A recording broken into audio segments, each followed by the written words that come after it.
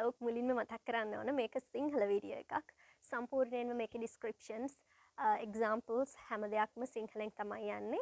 එතකොට අපි පහුගිය දවසක අප්ලෝඩ් කරපු this, that, this and those කියන මේ demonstrative adjectives ගැන අද lesson එක යන්නේ සිංහලෙන්. එතකොට කාට හරි පහුගිය lesson එක බලලා තේරුම් ගන්න අමාරු වෙච්ච දෙයක් තියෙනවා නම් සිංහල lesson එකේදී ඒ දේ අල්ලගන්න පුළුවන්. මුලින්ම බලමු this සහ these පාවිච්චි කරන්නේ මොන වගේ අවස්ථාවන් වලදීද කියලා. අපි මුලින්ම ගමු this කියන එක. හරි. this කියන එක අපි පාවිච්චි කරන්නේ අපේ ළඟ තියෙන යම්කිසි එක් දෙයක්, එක් පුද්ගලයෙක්, එහෙමත් නැත්නම් එක් ස්ථානයක් හැඟවීම සඳහා. එක් දෙයයි. එතකොට ඒක singular noun එකක් කියලා හඳුන්වනවා අපි. ඒ කියන්නේ ඒකවචන නාම පදයක් කියලා අපි හඳුන්වනවා. singular noun එකක්. එතකොට singular noun එකක් තියෙනවා නම් අපි this එක පාවිච්චි කරන be verb එක වෙන්නේ is කියන be verb එක. is. එතකොට උදාහරණයක් විදියට ගත්තොත් දැන් මගේ ගාව තියෙනවා පෑනක්. එතකොට මට කියන්න පුළුවන් this is a pen. this is a pen. මේක පෑනක්. මේක මගේ ළඟ තියෙන දෙයක්. ඈතින් දුරින් තියෙන දෙයක් නෙමෙයි.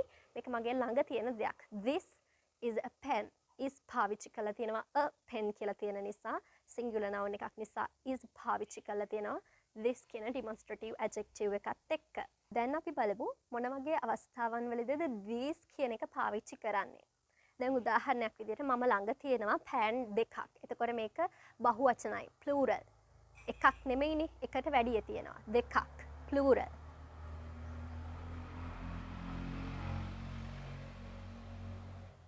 එතකොට අන්න ඒ වගේ අවස්ථාවන් වලදී කියන්නේ අපේ ළඟ යම්කිසි දේවල් ටිකක් එකක් නෙමෙයි ගොඩක් යම්කිසි දේවල් ඒ වගේම ස්ථාන ඒ වගේම පුද්ගලයන් අපේ ළඟින් ඉන්නවා හෝ තියෙනවා නම් අපිට these කියන එක පාවිච්චි කරන්න පුළුවන්.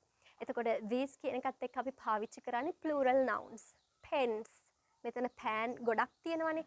එක pen එකක් නෙමෙයි pan දෙකක් තියෙනවා. ඒ කියන්නේ plural.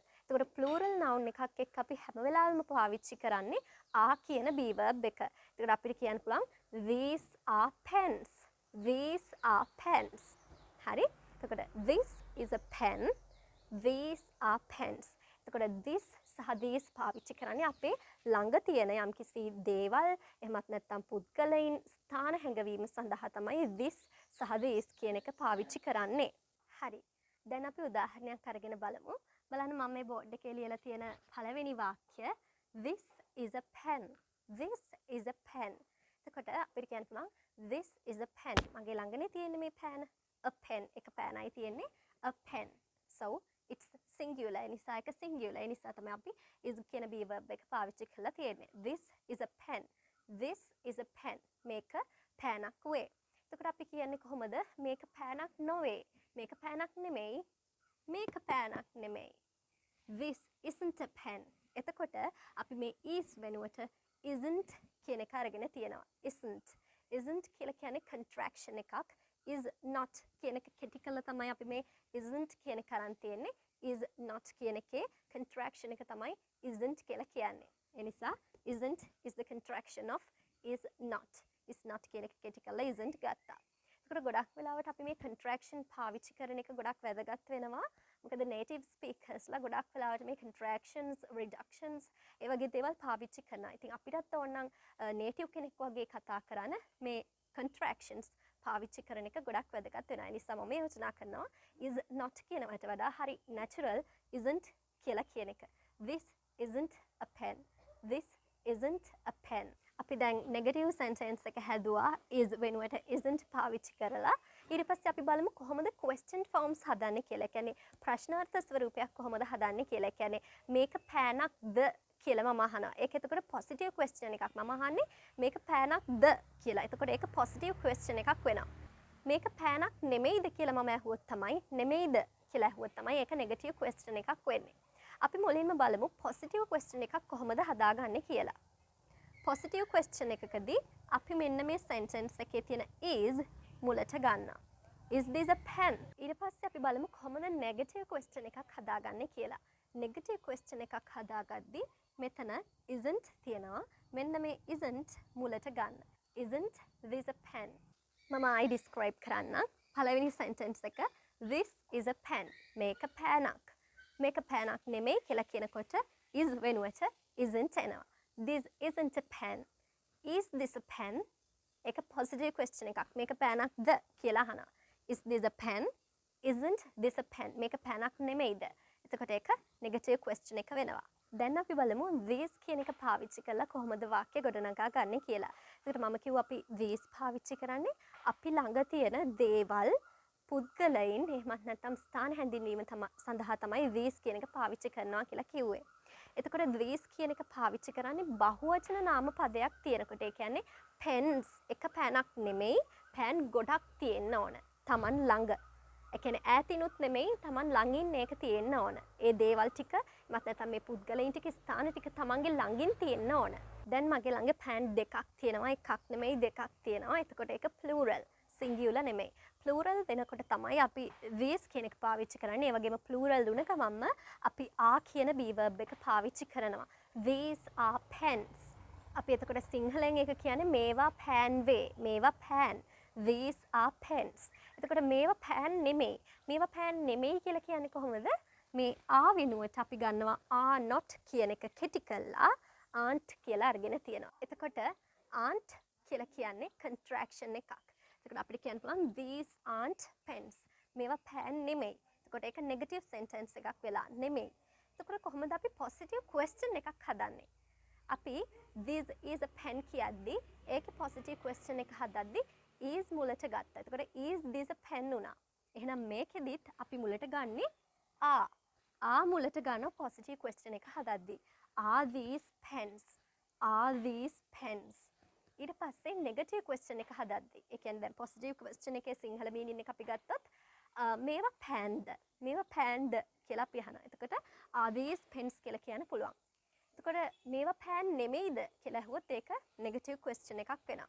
එතකොට negative question එකේදී මේ aren't කියන එක මුලට ගන්නවා. එතකොට aren't these pens? Aren't these pens? මේවා පෑන් නෙමෙයිද? එතකොට these are pens, these aren't pens, are these pens, aren't these pens? දැන් structure එක දන්නවා. question forms කොහොමද හදාගන්නේ? negative කරන්නේ කොහොමද ඒවා? දැන් structure එක දන්න නිසා Tamanට අවශ්‍ය විදියට තමන්ගේ ළඟ තියෙන දේවල් බලලා මේවා මෙන්න මේක. එහෙනම් this is a pen කියන්න පුළුවන්. pen ගොඩක් තියෙනවා නම් තමන් ළඟ these are pens කියන්න පුළුවන්. එතකොට මේ pens ඒව වෙනුවට අපිට අවශ්‍ය ඕනම දෙයක් ආදේශ කරන්න පුළුවන්. These are chairs. These are tables. ඒ විදිහට තමන්ට අවශ්‍ය දෙයක් ආදේශ කරලා හදා ගන්න පුළුවන් වාක්‍ය ටික. මොකද දැන් structure එක දන්න නිසා. අපි දැන් බලමු that සහ those කොහොමද පාවිච්චි කරන්න කියලා. that සහ those පාවිච්චි වෙන්නේ අපේ ළඟ තියෙන දේවල් ප්‍රකාශ කරන්න නෙවෙයි ඈත තියෙන දෙයක් ප්‍රකාශ කරන්න. අපි කතා කරන කෙනා ස්පීකර්ගෙන් ඈත තියෙන දෙයක් ප්‍රකාශ කරන්න. එතකොට that පාවිච්චි කරන්නේ ඈත තියෙන එක් දෙයක් එක් පුද්ගලයෙක් හෝ එක් ස්ථානයක් ප්‍රකාශ කරන්න. those කියන එක පාවිච්චි කරනවා අපි ඈත තියෙන දේවල් පුද්ගලයන් එහෙමත් නැත්නම් ස්ථාන ප්‍රකාශ කිරීම සඳහා. එතකොට those කියන එක පාවිච්චි කරන්නේ අපි plural nouns එක්ක. that කියන එක පාවිච්චි කරන්නේ singular nouns එක්ක. හරි. එතකොට අපි මුලින්ම that කියන එක ගත්තොත් මම මෙතන දීලා තිනවා that is a pen. ඈත තියෙන එක. that is a pen. ඒක මගේ ළඟ තියෙන දෙයක් නෙමෙයි ඈත තියෙන දෙයක්. that is a pen. that is a pen. එක පෑනයි ඈත තියෙන්නේ. ඒ නිසා a pen කියලා දානවා. එතකොට ඒක singular වෙනවා. ඒ නිසා තමයි අපි is කියන be verb එක පාවිච්චි කරේ. that is a pen. that is a pen. that is a pen. එතකොට ඒක negative කරද්දි is isn't වෙනවා. that isn't a pen. ඒක negative කරද්දි that isn't a pen. that isn't a pen. එතකොට මේක අපි positive question එක හදද්දි is එනවා මුලට. is that a pen? isn't that a pen වෙනවා negative question එක කරද්දි. හරි ලේසි. එතකොට that is a pen කියන එකේ සිංහල තේරුම ගත්තොත් අරක පෑනක් වේ. එතකොට that isn't a pen කියන්නේ that isn't a pen කියන්නේ අරක පෑනක් නොවේ. අරක පෑනක්ද positive question එකක්. is that a pen? isn't that a pen? එක negative question එකක්. අරක පෑනක් නෙමෙයිද negative question. අපි දැන් බලමු those භාවිතා කරන්නේ මොන වගේ වෙලාවන් වලටද කියලා. ඒකත් ඈත තමයි තියෙන්න ඕන. ඈත තියෙන දේවල් පුද්ගලයන් සහ ස්ථාන හැඳින්වීම සඳහා අපිට those භාවිතා කරන්න පුළුවන්. එතකොට those කියලා කියන්නේ බහුවචන ස්වරූපයේදී තමයි අපි පාවිච්චි කරන්නේ. pens කිව්වොත් pan එකක් නෙමෙයි ගොඩක්. එතකොට ඒක plural. අන්න ඒ වගේ අවස්ථාවන් වලදී අපිට කියන්න පුළුවන් those are pens. those are pens. එතකොට pens කිව්වහම ඒක plural. ඒ නිසා අපි be verb එක විදියට ගන්නවා are කියන එක those එක්ක. those are pens. those are pens. those are pens. අරවා pan වේ. අරවා pan නෙමෙයි කියලා කියද්දී ආ වෙනුවට අපි aren't කියන contraction එක ගන්නවා. aren't කියන්නේ are සහ not කියන දෙක එකතු වෙලා. එතකොට those aren't pens. අරවා pan නෙමෙයි. අරවා panද කියලා positive question එකක් අහනවා. එතනදී අපි are මුලට ගන්නවා. Are those pens? Are those pens? Aren't those pens කියන්නේ negative question එක. ඒ කියන්නේ අරවා pan නෙමෙයිද කියලා අපි අහනවා. හරි. මම දැන් මෙතන board එකේ sentences 8ක් ලියලා තියෙනවා.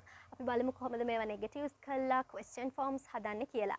එතකොට ඔයාලට පුළුවන් මාත් එක්කම කියන්න. මොකද repeating කියලා කියන්නේ ඉංග්‍රීසි වලදී ගොඩක් වැදගත් දෙයක්. ඒ වගේම saying something out loud. ඒ කියන්නේ ගොඩක් වෙලාවට අපි මොනවා හරි දෙයක් හයියෙන් කියලා practice කරනකොට ඒක ගොඩක් effective ඉංග්‍රීසි වලදී. අපිට practice වෙන තරමටම තමයි අපිට මේ දේවල් පුළුවන් වෙන්නේ. හරි අපි බලමු. This is a table. This isn't a table.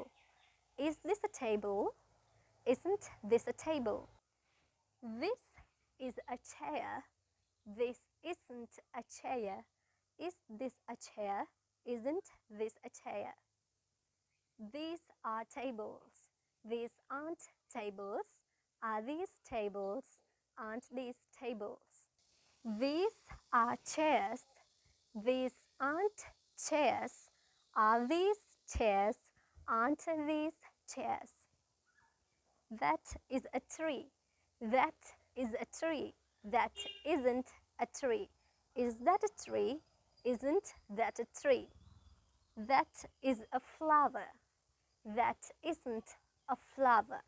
Is that a flower? Isn't that a flower? Those are trees. Those aren't trees. Are those trees? Aren't those trees? Those are flowers. Those aren't flowers. Are those flowers?